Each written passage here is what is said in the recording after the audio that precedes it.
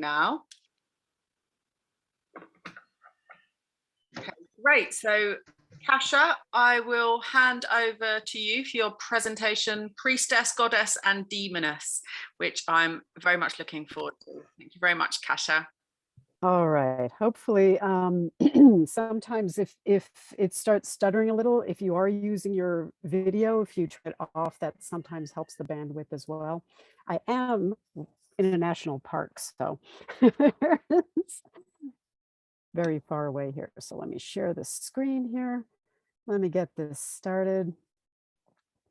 Right. So before I begin, I will begin actually by thanking Sarah for inviting me here to speak again, because this is the kind of talk I absolutely love to give. And I love speaking to audiences who are there because they want to be there and not because it's a required credit that they need to do. And I appreciate all of you for coming at the various hours that you are coming.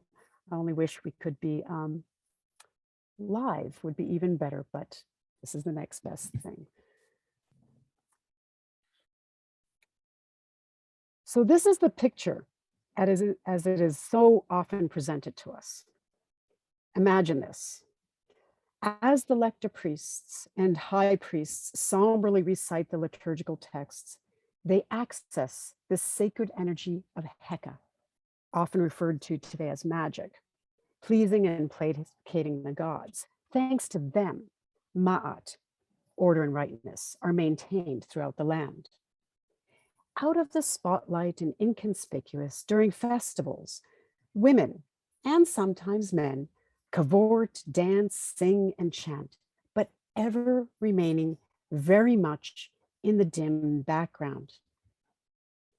After the Middle Kingdom, the women involved in religious rituals are rarely, if ever, referred to by the specific title of Chemnecher, which is the Egyptian word for priest, literally servant of God, nor as Chedikeb, which is their word for lector priest, literally one who carries the scroll, nor Wab, which simply means pure one, or the lowest rank of male priest. And so their role, the role of women in religious practice, is at times deemed secondary, optional, less important than that of the clearly titled men. They say that history is written by the victor. Comparably, in ancient Egypt, records were written by male scribes and present a biased view. But in reality, religious practice was not always performed by a male priest, nor did it exclusively take place in a temple. Here, the religious activity of honoring generations past, ancestor worship, is being explicitly performed. On the left, you see an example of an ancestor bust that was found in Deir el-Medina. They have been found in homes and sometimes near tombs, and it's believed that they represent up to 2 generations past of an Egyptian's family. Oftentimes, the face is a little bit generic, so it can be for any ancestor. The one on the left is from the New Kingdom. A couple centuries earlier in the Middle Kingdom was found a stela from Abydos, and on it is a representation of an ancestor bust, and you can see who is performing the rituals associated with it, and it is clearly a woman wearing a female dress, with incense in one hand, pouring libations in another. At the bottom, in Egyptian, the text clearly states, performed by the lady of the estate, Hepet. The lady of the estate is oftentimes, the word in Egyptian is Nebet Per, which literally means mistress of the house and is sometimes translated as housewife in scholarship. But again, this is a woman who is in charge of an entire estate, doing all the activities involved in that. But the important thing to note here is this person has no priestly title, and yet she is in charge of performing the religious ritual. And so the question becomes, when we are analyzing these sources from the past, what is more important?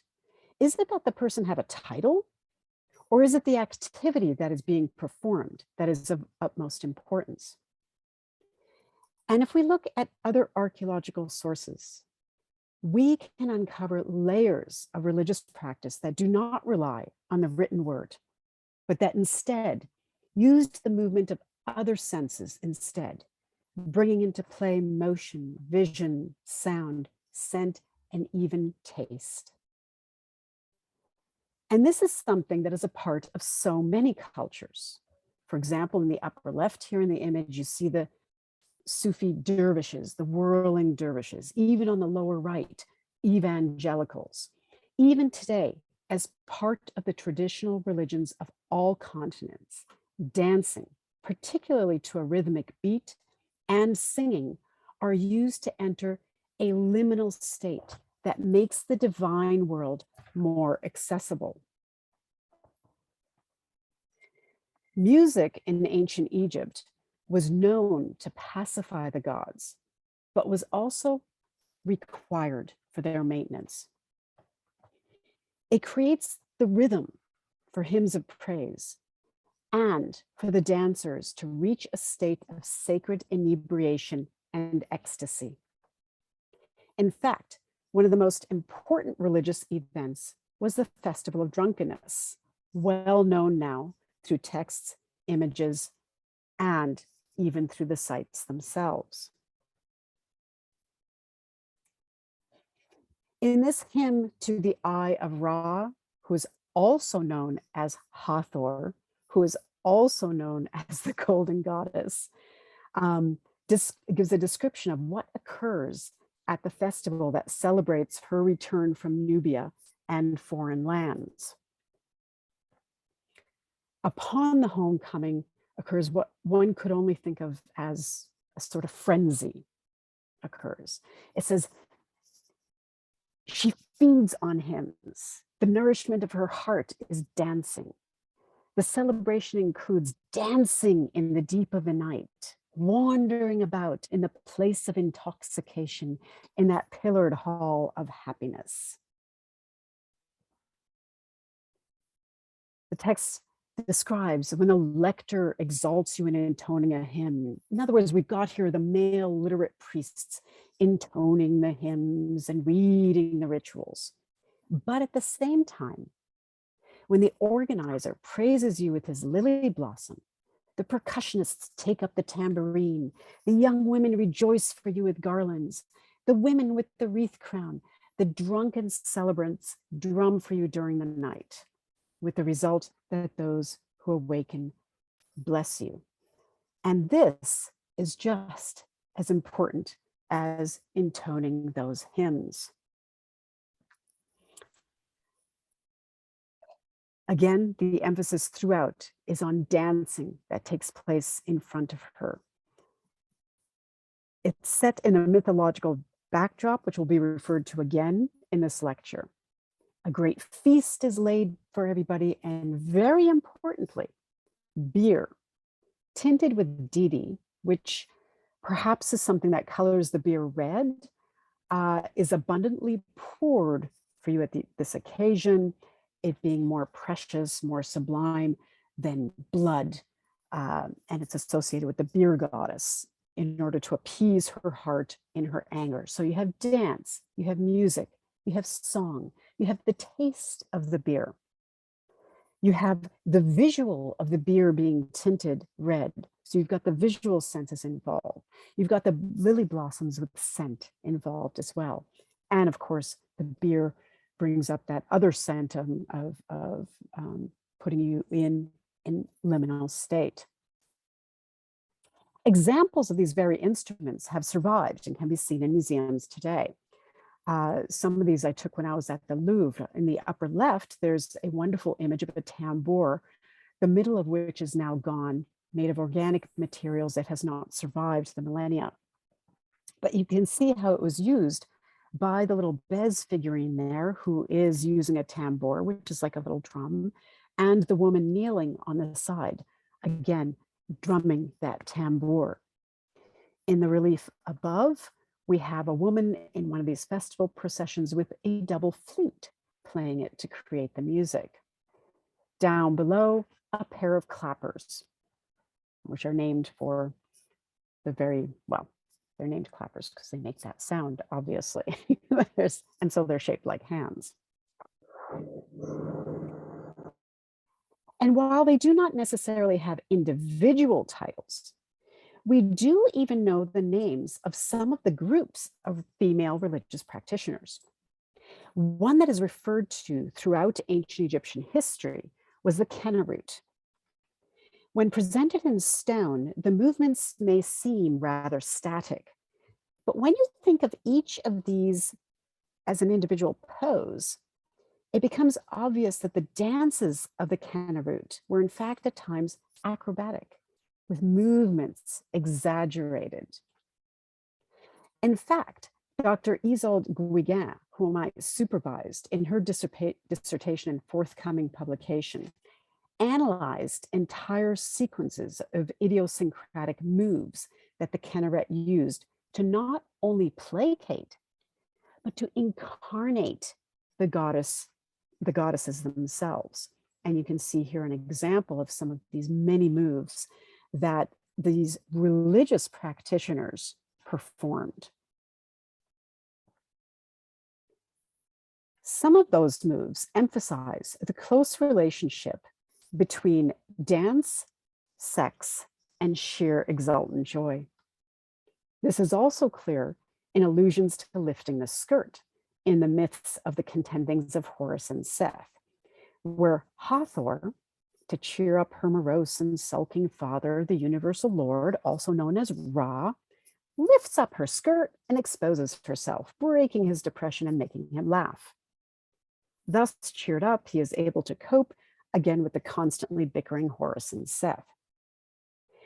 Ellen Morris notes that the tale serves to emphasize the use of sexual exposure as a means to, well, communicate with the divine. And in the end, that's one of the main points of religious practice, is to serve as a bridge between the human and the divine worlds. To emphasize these links, one of the titles that is held by female religious practitioners, and I've outlined it here in the image on the right, which is from the temple of Hatshepsut, one of her shrines. And one of these titles was literally Hand of God. And this likely refers back to the Heliopolitan or solar creation myth, wherein Ra, who initially comes forth on his own from a mound, he's by himself. He has nobody else in existence. He's self-created. So he has to use his hand to masturbate and thus bring into being the first divine couple. And you see this depicted here. It's suggested again that that's what this literal hand that is depicted as being held in some festival processions represents. Similarly, another title borne by female priests, and I'm actually calling them priests here, even though they have the Hamnecher title, they have the Hemetnecher title, which is God's wife or divine wife. In the top registry here of this scene from the tomb of Roy in Deir el-Medina are his brother and sister. And they are seated side by side. And they actually are seated side by side, even though it looks like she is behind him. In the Egyptian perspective, if she were depicted actually next to him, you wouldn't see him. So this is a way of showing them both at the same time visually. The brother, the man in the front with the bald head, is performing the priestly duties probably related to a festival of Sokar, based on the plants that he's in front of. And again, at his side sits his sister, Mutbui, who has the title head of the Kenner troop.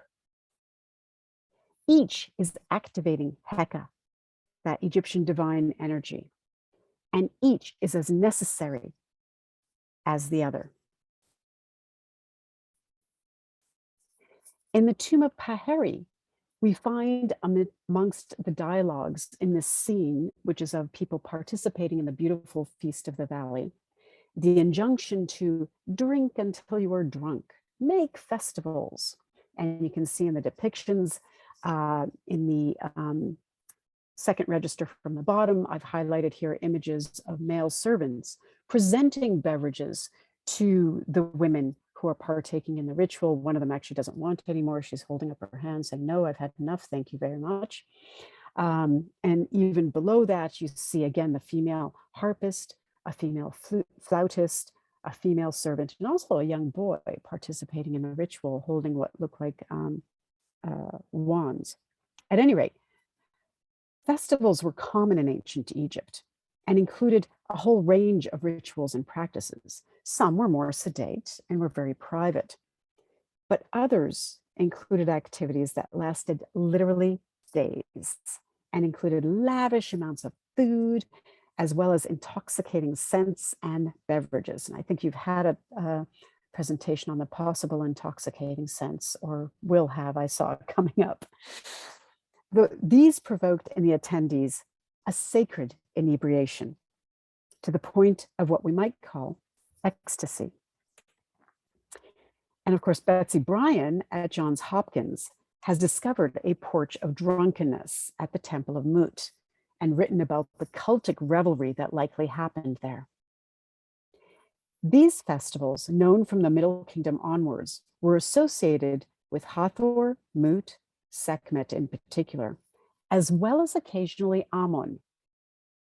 And one of their goals, again, was to be able to reach a state where the veil between this world and the next is transparent, allowing not only communication between a human and a divinity, but a complete submerging into their presence. And so who are these goddesses that are most often invoked? The main ones are Hathor, Mut, and Sekhmet, a triad, who epitomize the concept of goddess.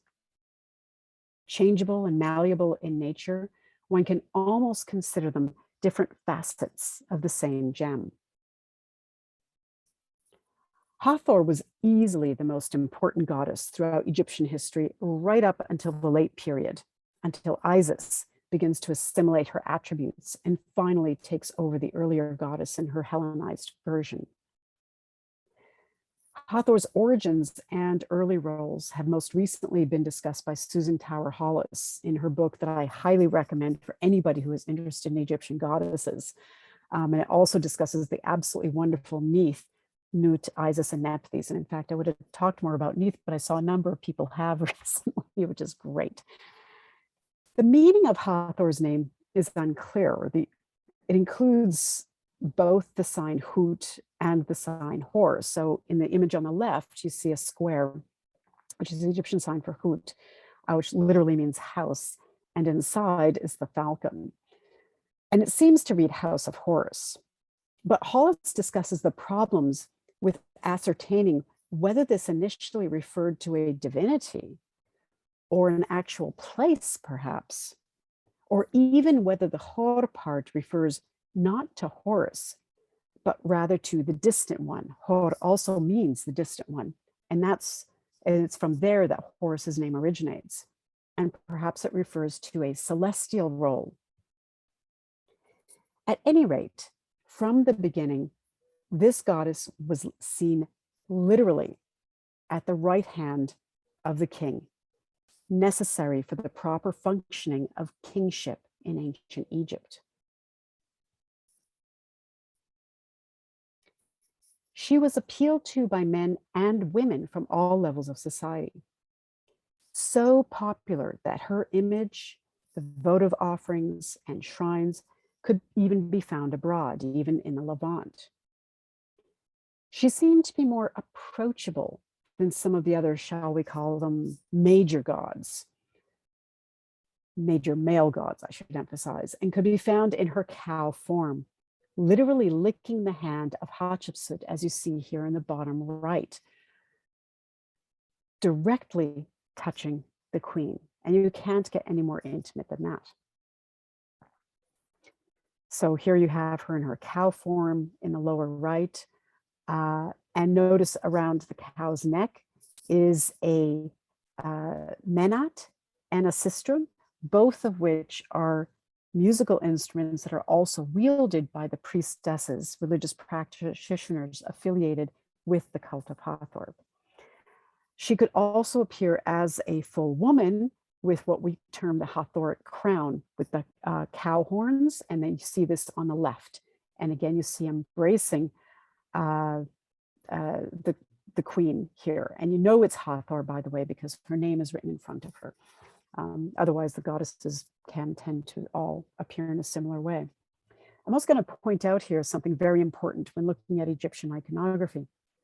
On the left, note the gown that the goddess is wearing. This is a divine gown that the goddesses wore throughout Egyptian history. Even while fashions of humans changed, the fashions of the goddesses did not. They remain the same throughout time. So it's one way you can actually identify a divine female power. And we'll come to that a little bit later. So while Hathor is at times referred to in the modern day as a mother goddess, this unnecessarily limits her roles. In fact, while she does appear connected to childbirth, and on the left here, you see a unique birth brick discovered by Joe Wegner's team at Abydos.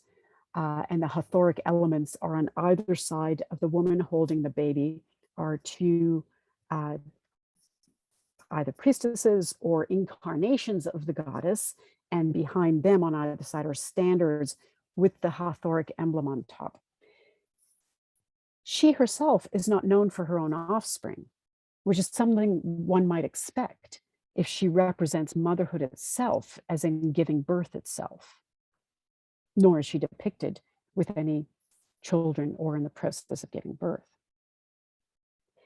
But she often appears, especially when in her manifestation as Mehet Weret, as on the right, as the personification of the great primeval flood.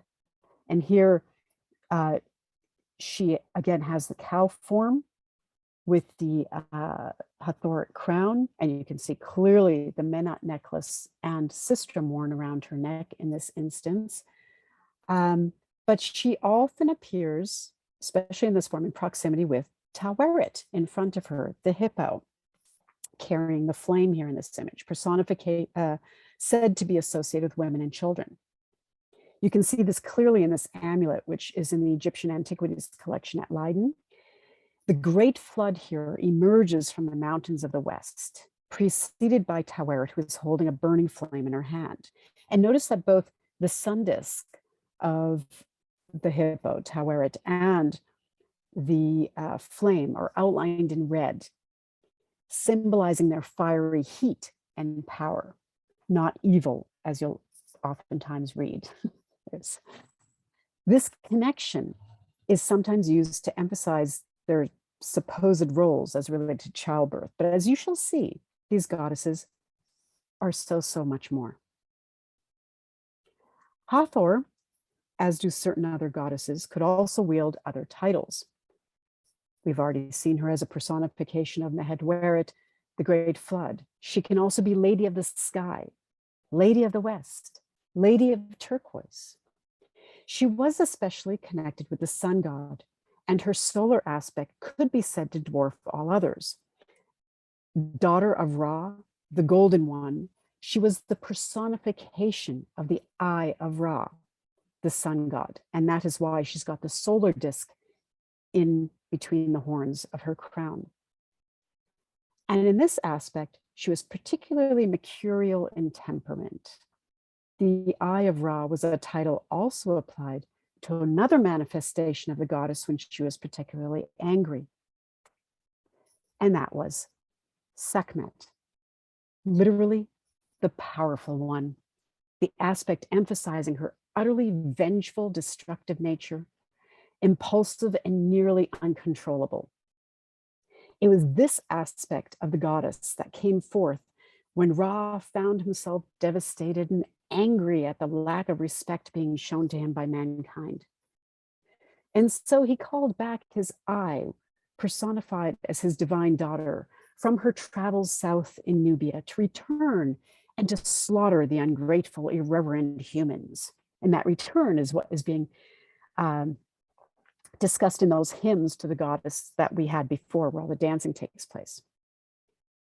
So he wants her to slaughter the ungrateful humans. And she fell to this with such abandon that Ra himself was taken aback and seemed to regret his tempestuous decision.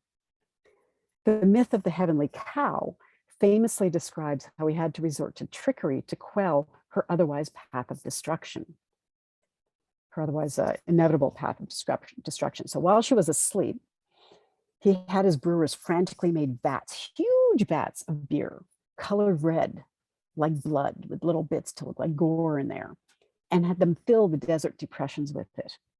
So when she woke up thirsty, as we all do, she lapped up what seemed to her to be blood. And, as is often the case with beer, this pacified her, made her sleepy, and calmed her down again. And thus, mankind was saved. Her consort was Ptah, creator god, and so with him, her main center was in Memphis. But truly, she was popular everywhere. And in fact, she seems to have captured the modern imagination. And I invite you to Google Sekhmet and search under images. There you will find her mistakenly given the attribute of warrior goddess, which she was not. If you want one of those, Neith fits the bill far more accurately.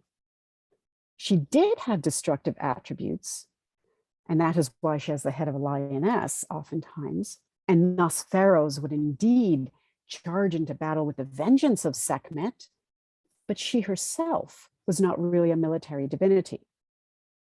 Rather, she was also associated with healing, presumably because she was able to do, as she was so able to easily destroy mankind, so too could she utterly destroy demonic diseases, those without any obvious external causes, such as plagues and pandemics.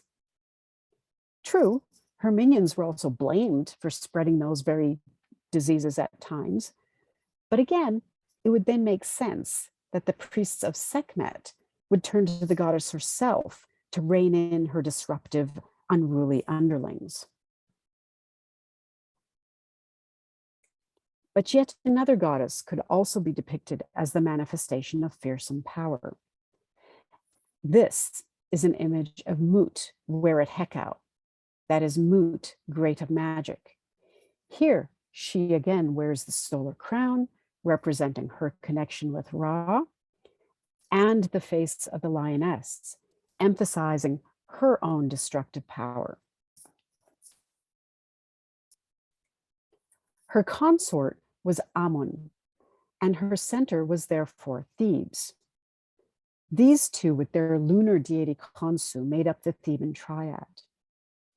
Likely not coincidentally, Mut is also the word for mother. And this point is made clear in the image on the right, where she nurses a young Seti I directly from her breast. She most often appears in this form as a full woman, wearing a vulture headdress, and often the crown, emphasizing her Theban center as well. And it also emphasizes her connection with kingship.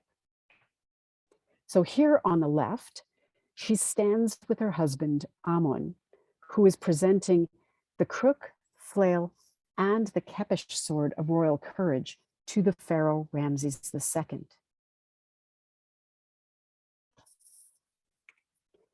On this stela on the right-hand side, we find her wearing a Hathoric crown instead. But the text tells us that this is not Hathor. This is Mut, the Great, Lady of Ishiru. And she is depicted simply as a head rising from a chest. Standing before her, presenting offerings of papyrus and lily, as well as libations, stands another being who we've met once and will meet again in great detail, Taweret, who is here described as the Lady of the Sky, and she too wears the Hathor crown. The natures of these three goddesses overlap and are mutable. For example, on the right, in the Khonsu chapel of Karnak, stands an unnamed Ithyphallic leonine deity who may be Sekhmet Min, or Mut Min, or a personification of the Eye of Ra in all her glory, emphasizing that along with destruction, symbolized by the lioness face, kingship, the sky, the west, and motherhood, she is also capable of masculine fertility in its broadest sense. Perhaps it is also a play on the idea of Amun Kamutef, Amun in his form as bull of his mother. What that text implies in Egyptian, you have to think about this for a minute, is that Amun was the bull, so he is the son, but he is also the person who mated with his mother to create himself. In the late period, apparently, a version of the Book of the Dead spell 164, and the only image I have is this very blurry one on the far right, unfortunately, but it features a figure who might be Mut, again, who is ithyphallic with a human, lioness, and a vulture head, thus reminding us to really avoid pinning down an Egyptian deity who lasted for a millennia, or more than one millennia, who lasted for 3 millennia to any single role.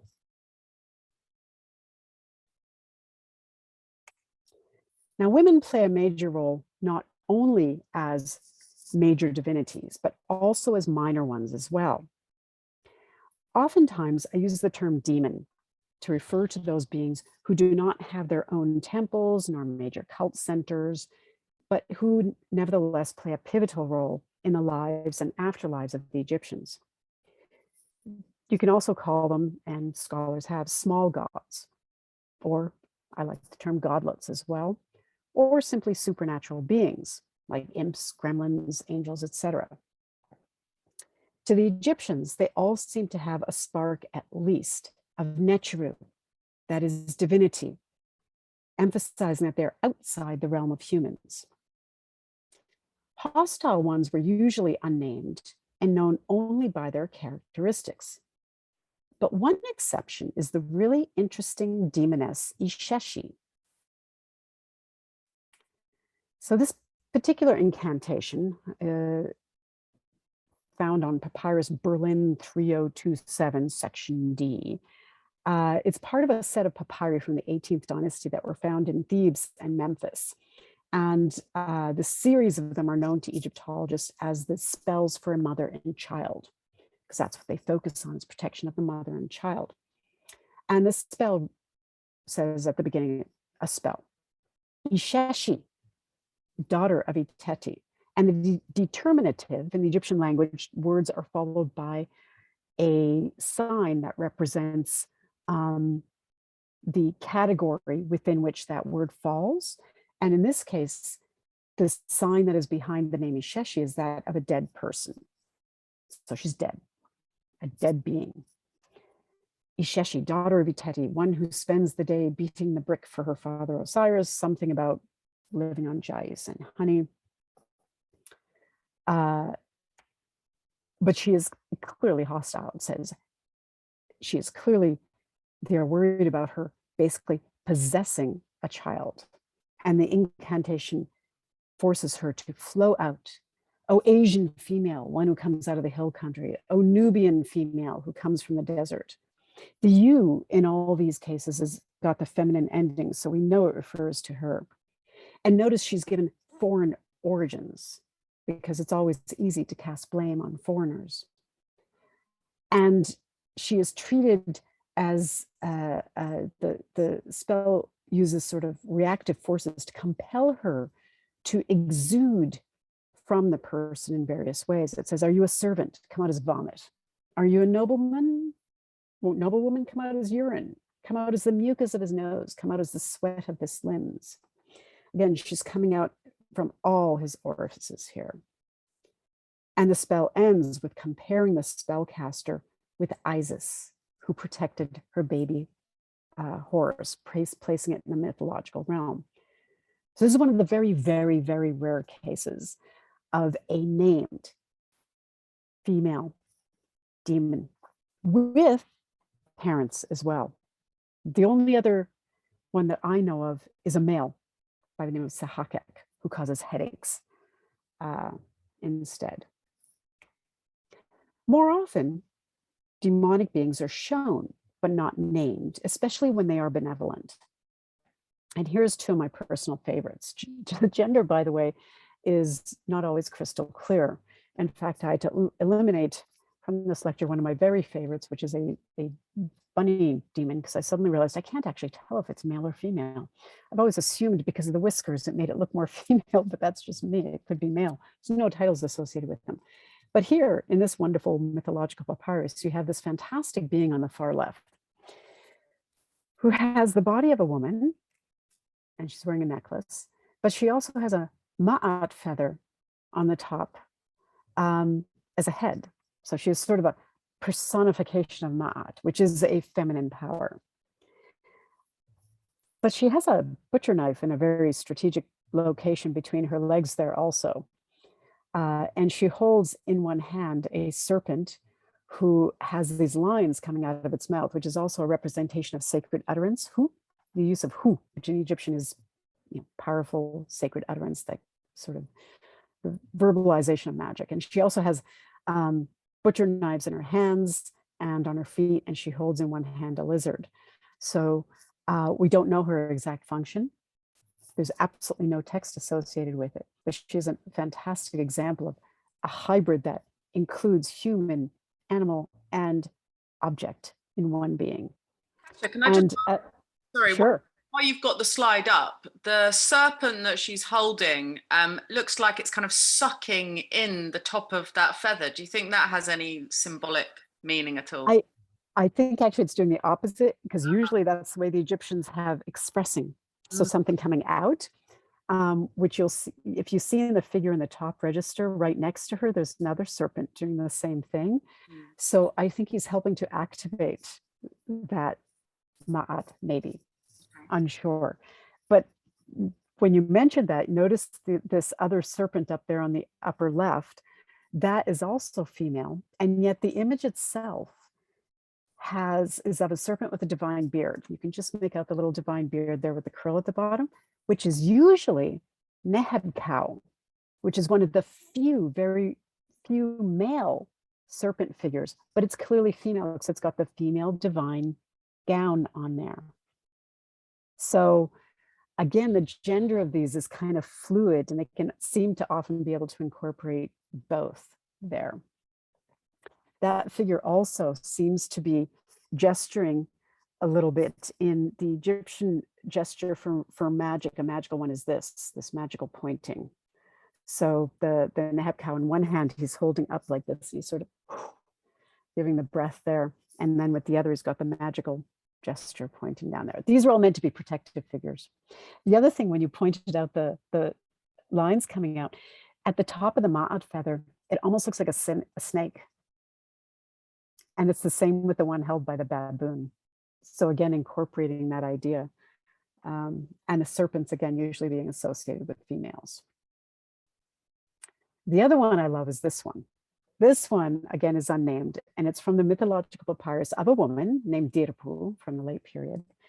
And note again the wonderful hybridization. If we go from top to bottom, it's got the head of a canine, jackal, if you will.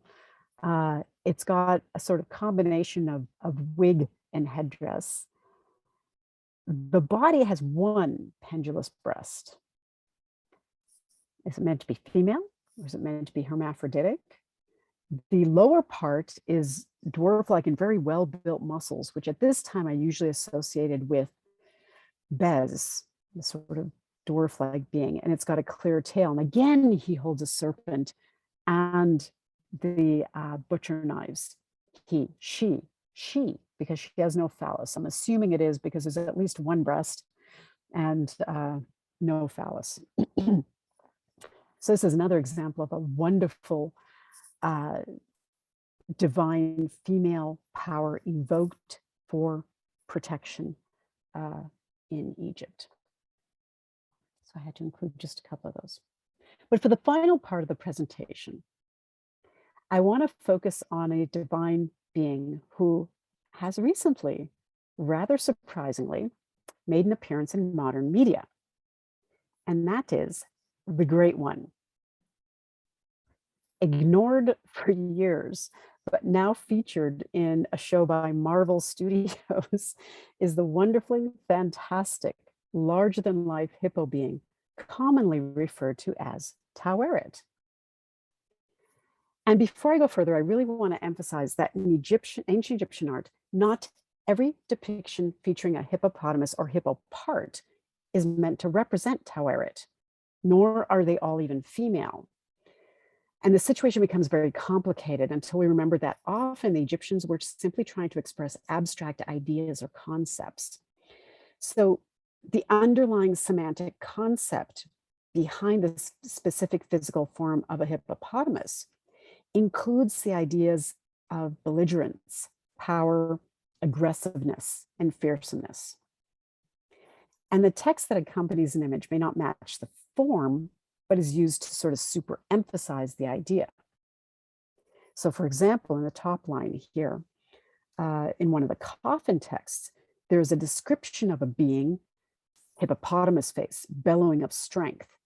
So it's got a hippo face, but what is depicted on one of the coffins next to the text is a bovine face, this being that is lying down with the head of a bull.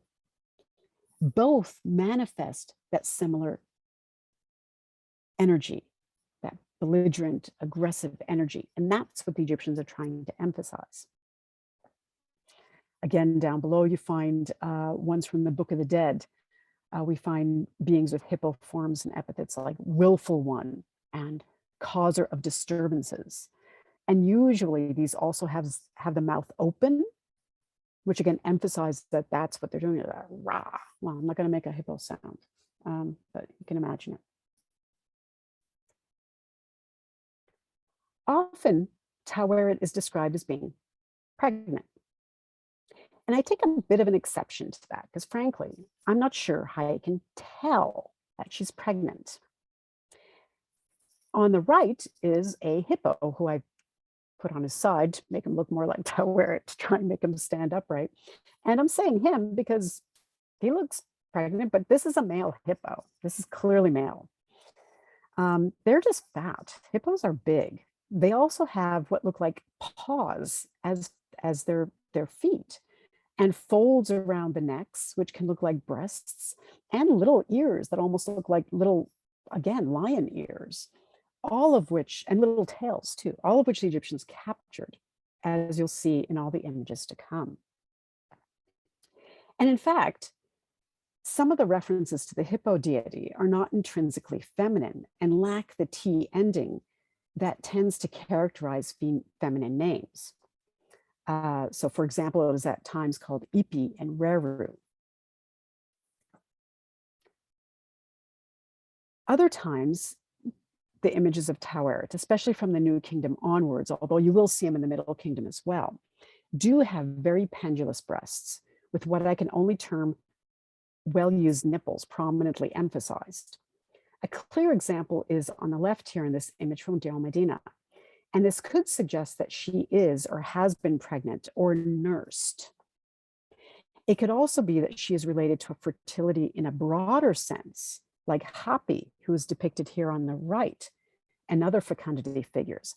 Hapi is notoriously represented, not notoriously, but usually represented with folds of fat and one pendulous breast. And what that represents, again, not that he is female, but that he is responsible for the fertility of the world and of Egypt and of Nile in the broader sense. It could also be that Taweret is being shown in this way to show that she has been a mother, but is now an aged, wise old woman. Without any clear explanations, the issue is open to debate. Likely, she was also reimagined in different forms, depending on different time periods and circumstances. Here, she appears in one of her most detailed forms, where many of her idiosyncratic aspects become clear. In this image, she appears with the goddess Anuket, but she is labeled as Taweret and has a female head, which is not all that common. Her body is spotted, which emphasizes the leonine features she sports in this particular time period. She also has a hanging breast, we just discussed. On her back is at least part of a crocodile, and even in her earliest appearances on the late Middle Kingdom wands, she is closely associated with that being, who is also extremely aggressive. But as with other Egyptian supernatural beings, her form, function, roles, and scope changed throughout the millennium. First seen on amulets in the Old Kingdom in an unnamed form, she seems to eventually extend her range and be picked up in the Aegean, where she is transformed and known as the Minoan Genius, and that's been discussed by Judith Weingarten. From the beginning, it is power that is emphasized, and that power can be expressed through multiple names. Sort of like the goddesses we saw earlier, perhaps we could think of it as a single concept that contains a trinity or even quad of facets or elements: Ipi, Rerit, Hedge, Taweret. One of the earliest textual references is in the pyramid texts, where she appears as mother of Unas, that is the pharaoh. Give to Unas this, your breast, that he may drink the milk from it. And Ipi is usually referred to that aspect of her that is particularly associated with the breast and nursing. The other name by which she can be known, Reru, is the astral form of the hippo, what we would call perhaps the Big Bear constellation, as well as the sow or nurturer. Nor does she always appear in the hippo form. Here, she is a beautiful woman. On this stela, Penbui gives praise to Taweret. After some transgression, he begs for her mercy, and he says he begs for her hand to literally pull him out of his guilt. And this mercy can turn his emotions around. And when you consider the words, the word for his heart being seized with joy, the word used there is to seize, to grasp. So when you're so ecstatically joyful, you feel like your heart's being squeezed, a feeling of ecstasy, a real contrast to how he felt before. And this entire text reminds us that even the so-called benevolent gods, such as Amun-Ra and Ptah, but also Taweret, who we usually think of as being appealed to for help, these gods too can cause anguish and pain. Sabrina Ceruti has recently published an article actually on the bow of Taweret, vindictiveness and forgiveness of the hippopotamus goddess. And that's in the edited volume called Demon Things, Egyptian Manifestations of Liminal Entities. And she could be extremely vindictive. The wonderfully literate citizens of Deir el-Medina recorded some of their fears concerning the bow of various beings, including Taweret. Bow, by the way, seems to refer to something like an extreme manifestation of power, ferocious energies that divinities projected towards people who somehow managed to anger them or do something to upset them. Here, she is depicted on a wand, part of which is in the Louvre and part of which is in the Met. But at any rate, it beautifully shows her in the throes of devouring an enemy. She is so vengeful here, an enemy who can't escape because his arms are tied behind his back. Taweret is too often dismissed as a benevolent divinity, particularly helpful just to women and children. A number of scholars point out an interesting phrase that is written here on the right that comes from the late New Kingdom oracular decrees, which seems to emphasize the potentially wrathful and punishing side of Taweret. Not motherly at all. Here, she is actually called the foremost of the Werets. The Werets are great ones, and they can be found in puddles, rivers, canals, hollows, swamps, mountains, and even the sky. There are simply powers there, and she is the head one, the chief one. And this potentially vengeful side is indicated here on this stela, where she can be seen in the familiar form of Taweret and is described as Lady of the Sky. And in front of her stands Merit Seger in her snake-headed form, the goddess who also is most often associated with divine wrath and divine mercy. Together, they would make an imposing duo. To further distance Taweret from her reputation as simply a midwife, we can examine this amulet. Is this Taweret necessarily related to birth? Not at all. This is an incantation against the dangerous dead. It reads things like, if an enemy and undead, any undead will come to infest the woman Mutemhab who gave birth to Isis at night, you'll be disturbed. And basically it describes all these horrible things that will happen. I will tear down your grave. This is what Taweret will do. I will break your egg within you when you're doing this haunting. The mythological backdrop of this text is indeed Isis and Horus, and every Egyptian woman, in a way, giving birth, incarnated Isis and the child channeled Horus. But Taweret's role here is fearsome indeed. She's not helping her in the process of giving birth. Like a bodyguard, armed with sharp butcher knives in her hands and feet, she serves to protect through extreme violence. Princess Sitamun had her chair decorated with the Bez image, but also the Taweret as well, as you see in the bottom register, ensuring her safety. And this is not an infant's chair at all. Her role as protector is prominent on the apotropaic hippo tusks from the late Middle Kingdom.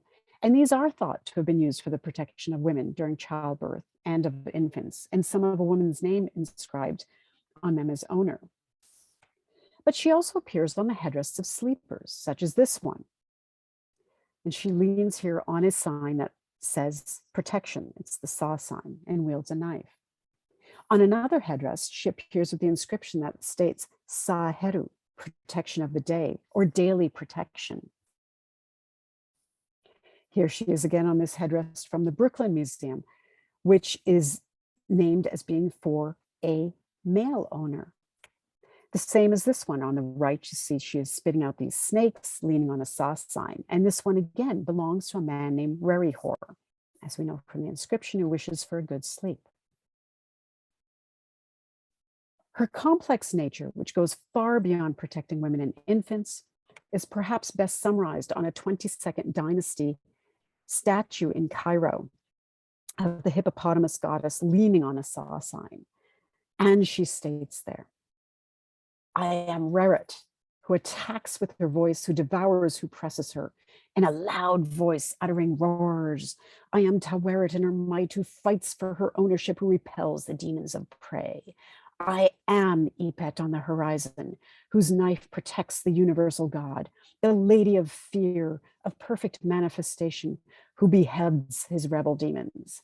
I count the duties of the sealer demons, the wanderer demons who are under my control, the demons of death. Those are the ones that are said to bring plague, by the way. Say, what is it that we should do when I have sent death instead of life?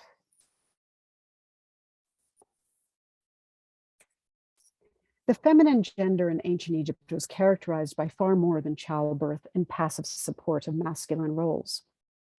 Female religious practitioners held power all their own, actively maintaining ma'at and placating deities. The roles of female divine beings were complex, entangled, and mutable. They acted as agents of vengeance and of mercy, of destruction and protection, harm and healing. Perhaps the best embodiment of all these aspects was the being known as the Great One, the Great Female One, who manifested as hippopotamus, crocodile, and wild feline, a hybrid of uncontrollable forces to be feared, but also to be counted upon to protect an individual, even in their own home. And with that, I thank you. That was wonderful. Thank you so much, Kasia. That was really fascinating. I was wondering what your interpretation is of the SAR symbol, because I've read various different versions of it. And obviously that was an amulet that people wore. And one of the interpretations I saw was that it may have been some sort of life preserver to protect people when they were working in the marshes. But I'm not quite sure how it would have been very... Yeah, that's because we do have images of people wearing it, and those are referred to, but it has a different word. When it's used in that context, because it appears in the pyramid texts, that's the first instance of the word associated with it. And I don't ask me what the word is off the top of my head. I've taught this text through the years. When I teach Old Egyptian, I always use that text as an example, but I don't remember it off the top of my head. But it is not sa. Okay. So, but sure, that actually could make sense. Yeah, because oftentimes, again, in the earlier image, it looks like a bundle of reeds tied together. Yeah, that's what I thought. I was looking at it just there when you were talking about, especially with the kind of trials of childbirth, and wondering whether it might have been like a kind of forceps kind of thing to get babies out. And so writing about the process of childbirth and the tools used, Anne Macy Roth wrote an article in the JEA actually about the tools that are used in the opening of the mouth ritual. For example, the peseshkaf, which is a sort of bifurcated blade, which she suggests was used for cutting the umbilical cord. Yeah, she's never made that kind of, if it's made of reeds, that wouldn't really work that well. Yeah, we don't really, yeah. It has a kind of shape that I find very interesting, and it seems like most likely that it is based on some real item that was useful to ancient Egyptian people, doesn't it? So, the plot thickens. Does anyone else have any other questions for Kasia? I'm trying to just looking through my ones. One of the interesting facts on the subject of hippos that I discovered was that hippo milk is pink.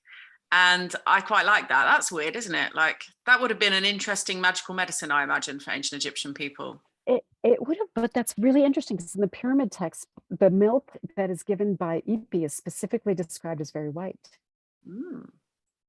So I guess that would emphasize, again, they're not thinking of actually feeding anybody hippo milk, but I know that their sweat exudes as red. Their sweat exudes red. John Wyatt has done fantastic talks about that. In fact, okay, I have to mention this because at a conference we had at Swansea, he showed a picture that sort of explained the connection between the hippo and the crocodile. He had an image when he was in Egypt that he took of a hippo coming up from the Nile, and there were crocodiles above, and it came up and the crocodile was actually on her back. Yeah, so it's like just lifting them up in the water. Yeah, I mean, I think there's so much, isn't there, that's observed in their natural environment. And if you think about at the time, the wildlife would have been so much more abundant at that time, especially with regards to hippos and crocodiles in the Nile. So it would have been a very real experience and danger for ancient Egyptian people to spend very much time in the Nile, and to be protected from hippos would presumably have been quite important. Yep. They can run quite fast as well. Oh, can they? Yeah. Apparently they're quite terrifying creatures. That's right. They kill more people in Egypt. Well, the mosquito is the biggest killer, but does anybody have any other questions? I've put some links here, and as you were mentioning, people were interested in some of the books. So I'm very interested in this transformation of the Egyptian Tuaret into the Minoan genius. That's very interesting. What was the name of that woman? I did put Judith. Yeah, it's Judith Weingarten. And it's I'll type it in here. Whoops, not as a. Let's see, how do I do this? How do I write to send chat to everyone? There we go. Yep, there you go. Yep. Yeah, she's written on the Bez image also. Really, really good work on the Bez image and the Tuaret. Very good. Excellent. And then Sabrina Ceruti wrote on the bow of Tuaret. Yeah. Okay, excellent. Yeah, my favorite goddess was always Sekhmet. Actually, that was my Twitter name. I lost the password, so I can't control my account anymore. But my name was Sekhmet K on there. Because apparently there's a lot of Sekhmets using that as a Twitter name. I was interested when you were mentioning about the inclusion of whatever Didi is in the beer, and I briefly looked at some sort of research about that. So the original thinking was that it was mandrake, and that was discarded, and then it was thought to be some sort of mineral. So, like you say, some sort of mineral that potentially had pigment and then could dye the beer red, which is interesting. So is there any idea about what kind of mineral that might be? Because I guess there's only a limited amount of pigment that would dye things red in that region. Ochre, well, red ochre would, certainly, yeah, that's what they used to make the red with. Uh, saying blueberries. No, not blueberries. I know that Spalinger wrote in one of his Spalinger's written so much, but he wrote about the myth of the heavenly cow, and he also described how in one of the versions it seems to refer to little white bits of like dough being put in there, so it looks like gore as well in the mythological version. So it was not only that it looked like blood, but gore. So maybe, I don't know. That's the problem. We don't know 80% of what the botanicals are that are named. We know the names, but we don't know what they are in Egypt. Yeah, my favorite version of that, I've said this loads of times, is I watched a great little YouTube clip of Irving Finkel talking about Mesopotamian recipes in at the British Museum, and working with a chef from the British Museum to reconstruct this recipe that he'd discovered. And it was for a stew, which interestingly contained leeks and parsnips, I think, which I just the parsnips being a very Mesopotamian vegetable. I think it had parsnips in it, definitely had leeks in it. But one of the herbs that they obviously couldn't source and didn't know what it was had the name slave girl's buttocks, which I thought was really good. So I imagine that you get a lot of herbs that have got that heart-shaped, buttock-shaped leaf. So I wonder what that was. There you go. Yeah. Maybe. Oh, pomegranates would work. Pomegranates would work. But we what must else would work? Name for pomegranates, don't we? Hibiscus flowers would work too, because of course you make carcaday, right? Hibiscus tea. I love carcaday. Exactly. Yeah. I mean, that's whenever I think of Egypt, I think of carcaday. I was drinking that all the time. Actually, you've just reminded me. It's delicious. I need to get some more in. Oh, you've just reminded me too. I wonder if I can get it here in California. I'm sure you can. I can get everything. I can get everything in California. Does anyone have any other questions for Kasia? Please feel free to unmute yourself if you'd like to ask, or you can type them in the chat box and I can ask them for you. Just have a look at. So it's sort of a whirlwind of my favorite goddesses and favorite Taweret, who's so interesting. Yeah, well, I was very intrigued that she was included in Moon Knight, actually, and my daughter's a massive Marvel fan, so of course I had to watch it. And then there was something in there for me as well. But apparently they did loads and loads of research into ancient Egypt to write this. So have you actually seen it? No, I only found it like recently, because occasionally I look for images and like, what? And then I looked, and I did watch a brief clip, and I thought, actually, they've got her right. She looks a little angry, at least in the clip that I saw. So I don't know. You can have your daughter write a report.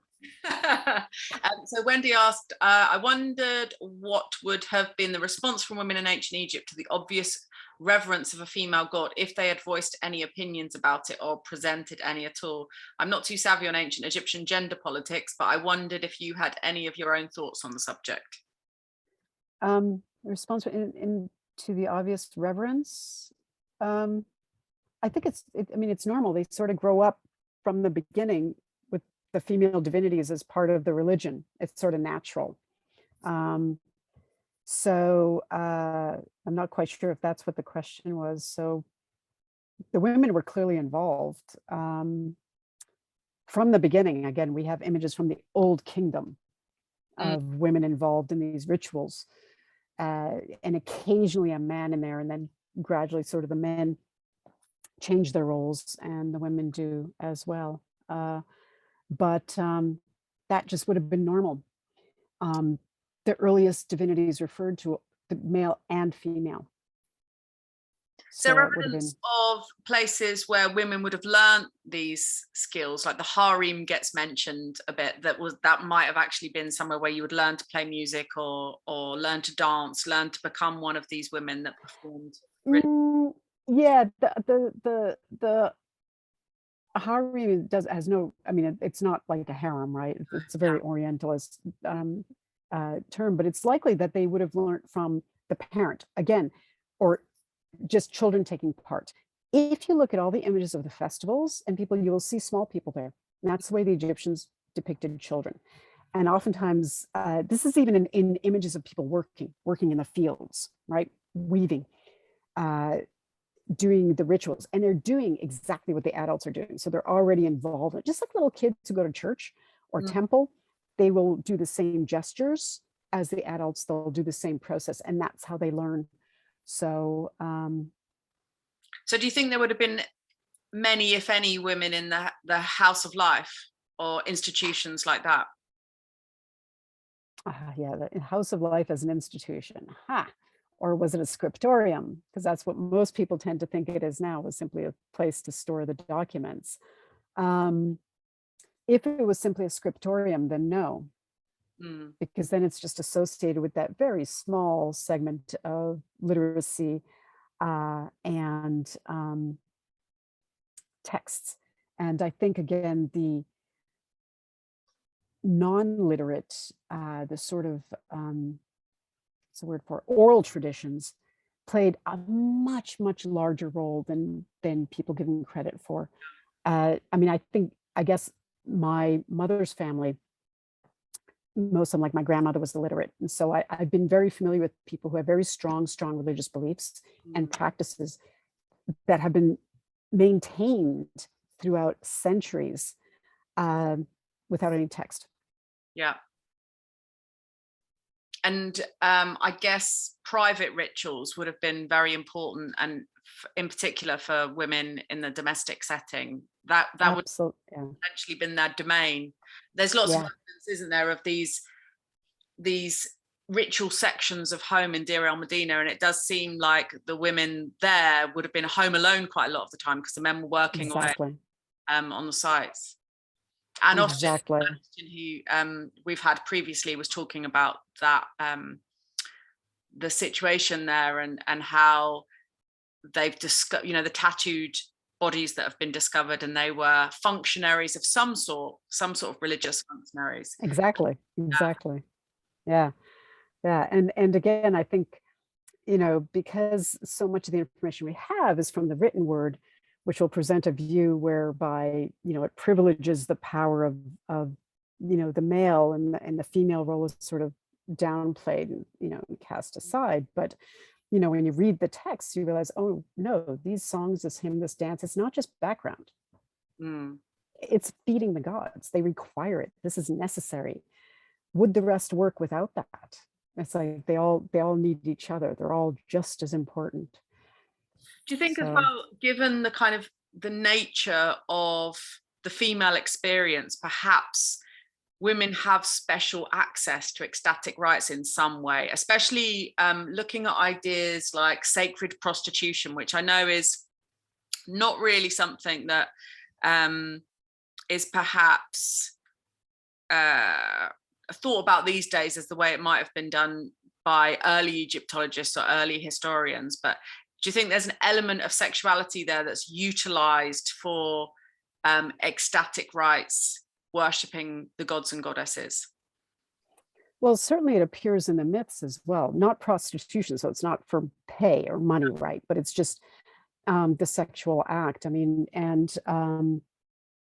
is extremely important. I mean, that the divine birth, I mean, it comes in right there, right? And where Amun enters and is preceded by this scent, and that sacred act, which is sort of, ritually reenacted. And again, probably those dancers, which sort of recreate the idea of Hathor exposing herself to the god, making him happy. Ellen Morris's article is fantastic on that, and that's a great article on Ellen Morris. There we go. Okay, great. She gives a great lecture on that as well too. We have some stuff later on, don't you? With is it Baba who reveals herself? Yeah, like Roman, and then the whole image of the goddess is just this face on a torso revealing the genitals, which I think is very interesting. Just having a look at any other things. Oh, one of the things I was going to ask is, you know, Tawara, as you were saying, is often featured on bedroom furniture and things like this, and those headrests. So are there any particular texts that refer to her protective qualities for dreamers and sleepers? No, but they're separate. The images usually on the headrests don't have any text associated with them, but the headrests can have texts for good sleep. Mm. And there is a precursor to the ones that are decorated with the images of the demons as supernatural beings, which does make a reference at the beginning to the Sa'u. So in other words, Sa meaning protection, the plural protectors, and the determinative of it includes Bez and Taweret. Okay. So I think their function there is clear. And again, they're said they're literally just referred to as protectors, protective forces. Wendy asks, and I think they're protecting because of them, you know, it's a vulnerable state. yeah. It's absolutely, you know, you're at your most vulnerable. Wendy asks, would it be referencing her links with fertility and pregnancy, do you think? Would what be referencing her links with fertility?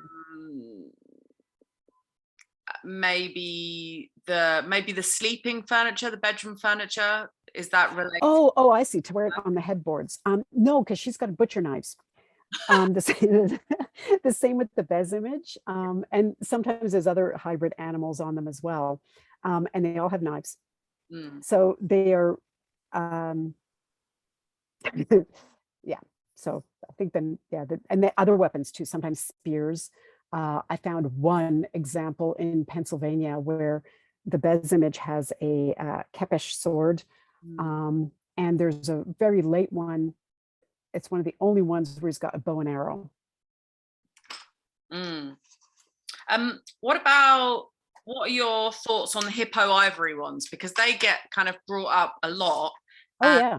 There seems to be like various interpretations as to how they were used, when they were used. Were they to, I mean, I've read some things about this idea that they formed a circle around someone giving birth, but you'd have to kill a lot of hippos to get that much hippo ivory.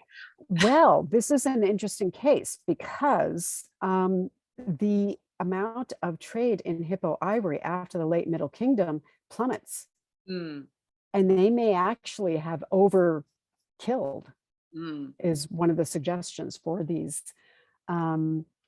You know, and a lot have been found, but there's a lot is the relative term. I think Stephen Quirk's recent publication, people always laugh at me when I say recent. It's a couple of years old now. That's recent to me. Anything with, it's got a 2000s in it is like recent.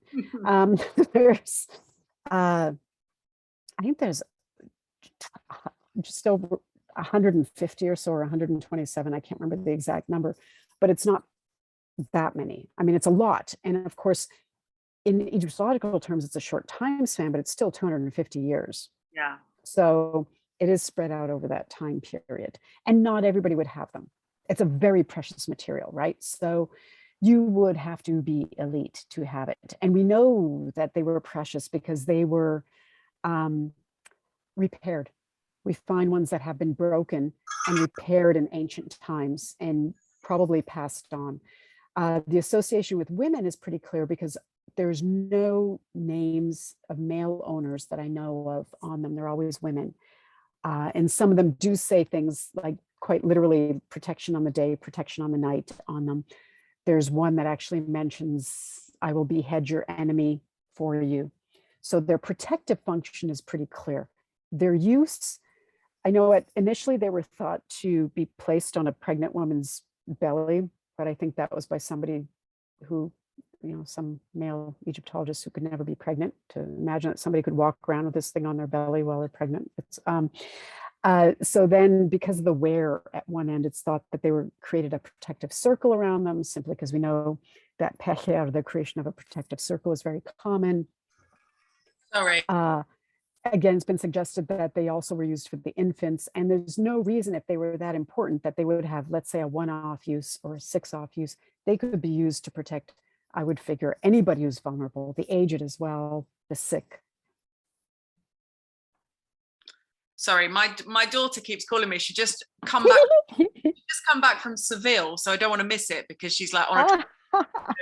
So that was amazing, Kasia. Thank you so much.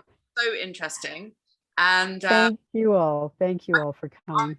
I've asked pretty much every question I can think of, so I'll open up to everyone now if anyone has any last questions for Kasia. What time is it there? Where I am? Yeah. Oh, it's only 11:20. Oh, how delightful. Yeah, it hasn't even, it's probably still only in the 80s. Won't even have hit 90 yet. Oh, well, I mean, you're about to go into a bit of a heat wave period, are you? Oh, sorry. It's okay. It's okay. It's okay. I was worried that people could hear my dog snoring next to me. That'd be quite nice. That'd be quite fitting, I think, for the. Right, I'll let you go, and I'll let everyone go. Kasia, that was absolutely brilliant. Thank you. I'll send this recording out ASAP. That was fantastic. Thank you, everybody. Kasia, and thanks so much to everyone for coming along today. It was brilliant, really interesting. Thank you, everybody. Thank you. Hi, Janet. Thank you. Thanks very much. Thank you. Bye, everyone.